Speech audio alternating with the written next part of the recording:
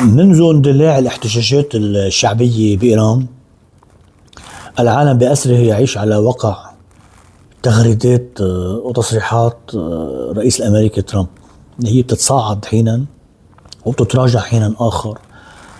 حينا يتم الحشد العسكري واستجلاب الأساطيل الأمريكية وتحديد ساعات معينة أو الإيحاء بقرب التدخل العسكري أو عملية عسكرية على إيران، وحينا آخر بيتم تجميد حالات التأهب وفتح الخطوط أمام المفاوضات وأمام التأجيل أو الاحتواء إلى آخره.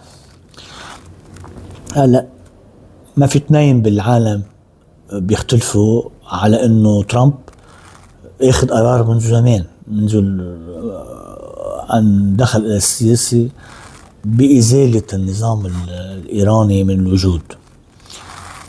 وهذا الأمر ترجم فعليا بعدة محطات. هو مزق الاتفاق النووي اللي عقده سلفه أوباما حينما وصل على السلطة، وكما وعد الإسرائيلية ووعد ناخبينه بهالقصة.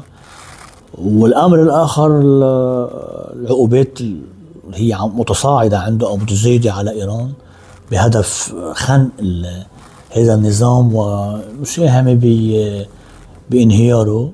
والحرب الأخيرة اللي هي ما سمي حرب 12 يوم، وتدخل ترامب مباشرة أو تدخل الجيش الأمريكي وقصف المفاعلات النووية، وطبعا لم يكن هناك رد كما توقعت الناس من قبل إيران، فكان الرد رمزي. خلينا نقول الأسباب فينا نحكي فيها، لأنه إيران اعتبرت أنه هيدي الضربة ما أثرت على بنية النظام، فبالتالي خلينا يكون الرد متناسب ولا يؤدي إلى فتح حرب شاملة. لا إيران بدها إياها ولا أمريكا بدها إياها، ولا حدا، ولا الصين ولا روسيا بدهم إياها. أما اليوم الأمور تختلف بجوهرها، لأنه إذا شعر الإيراني أنه هذه الضربة أو هذا الهجوم العسكري سيؤثر على هرمية وبنية النظام ويؤدي إلى انهيار معين أو سقوطه، إيران هي في حالة حرب وجودية، يعني ما عندها شيء بقى تخسره إلا أنه تستعمل كل الوراء اللي عندها. من هون سيكون الرد أكيد واسع ومؤلم، وسيكون هادف إلى إغراء أمريكا حتى تتطور الأمور سلبا مع ترامب.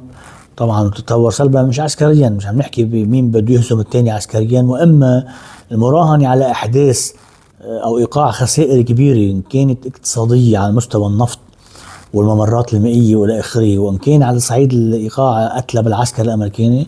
هذا يحدث ارتدادات سلبية داخل الرأي العام الأمريكي ويؤثر على ترامب. وأمريكا معودة على هالقصة من فيتنام لهلأ بهيدا المواضيع هذه، وترامب بغنى عنها، لأنه ترامب هو مقبل على انتخابات نصفية بعد 9 أشهر وسط تراجع ملحوظ بشعبية الحزب الجمهوري، وهو متوجس من هذا التراجع أو من هذه الانتخابات. من هون يعني الضربة العسكرية على إيران بالوقت الحاضر تحكمها أمرين: التوقيت وحجم الضربة. هودي أمرين متلازمين مع بعض.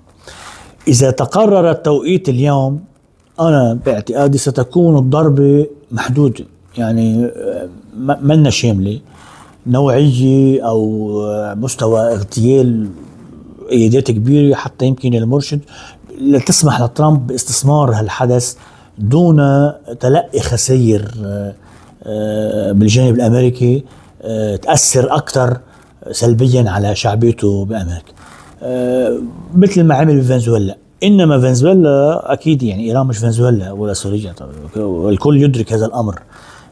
ترامب يعرف جيدا، والأمريكان والخليجيين بيعرفوا، كل الدول المحيطة تعلم أنه الضربة العسكرية على إيران لن تكون نزهة.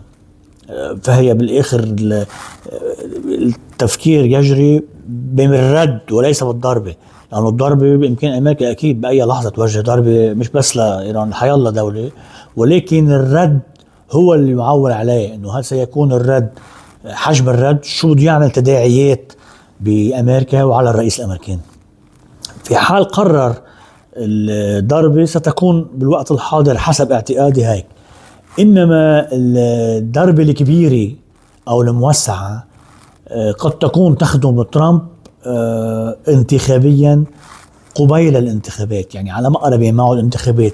إذا استمرت شعبيته بالتراجع أو شعر أنه محاصر وسيخسر الأكثرية بكونغرس، قد يلجأ إلى الهروب إلى الأمام بافتعال حرب خارجية شاملة مع مسرحها إيران، بتعطل الانتخابات وبتقدف مثل ما كل الزعماء بيعملوا في حال يهربوا من مآزق داخلية أو من محاسبة، وهذا أمر وارد جدا. كرمال هيك أنا بقول مرتبط الأمر حجم الضربة بوقت بين هلأ وبين اقتراب موعد الانتخابات.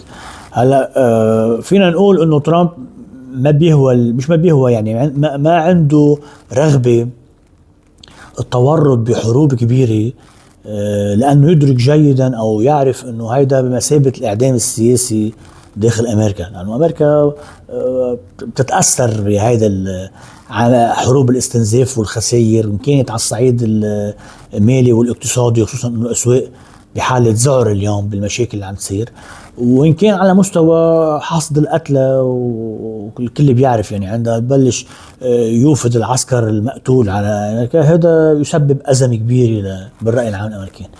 بقى هلأ بالوقت الحاضر قد يكون هذا الأمر غير متوفر أو متاح، لأنه استنادا لهذه الحسابات. لاحقا قد تتغير المعادلة. هلأ فينا كمان نذكر بشغلة انه عملية فنزويلا اللي هي بالشكل الاعلامي والدعائي كانت ناجحة وما حملت ترامب اي تبعات. هلا مدى تأثيرها كان يمكن محدود على الشعبية داخل امريكا، اقتصرت على شعبية الحزب الجمهوري. كرمال هيك بنلاحظ انه ترامب يوميا يقدم على التصريحات الاعلامية حول فنزويلا ليسوق انه هيدي العملية شو اتت بارباح على امريكا. دور بيقول النفط بالمليارات، دور بيستدعي شركات النفط وما بيروحوا يستثمروا، دور بيقول لك الكلفة، دور بيقول لك بعنا، دور بيقول لك سنتقاسم النفط مع فنزويلا، حجزنا.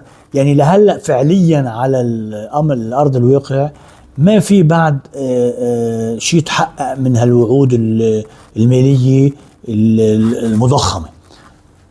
لاحقا بالانتظار يعني، بس انه خلينا نشوف كيف الامور بدها تمشي، ولكن واضح التركيز لانه بده يقطف، يعني بده يظهر الصورة انه حققنا شيء.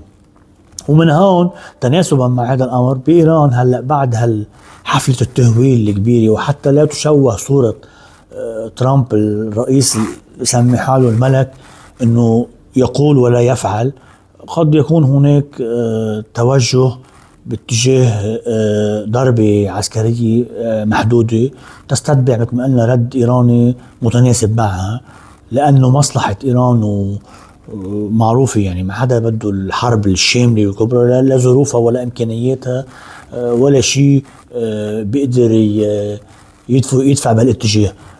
وإضافة إلى ذلك أنه حتى المحيط اللي هو موالي لأمريكا من الخليج إلى آخره والعرب اللي هن كانوا بصراع مع إيران عمره سنين، هلأ مرتبين من قصة الهجوم على إيران أو عملية عسكرية قد تؤثر على دولهم وعلى اقتصادهم وعلى مصالحهم وعلى كل المنطقة. وهذا أمر يطول البحث فيه نتيجة الارتدادات اللي في حال زعزعت أو سقوط النظام الإيراني وأحداث حالة فوضى.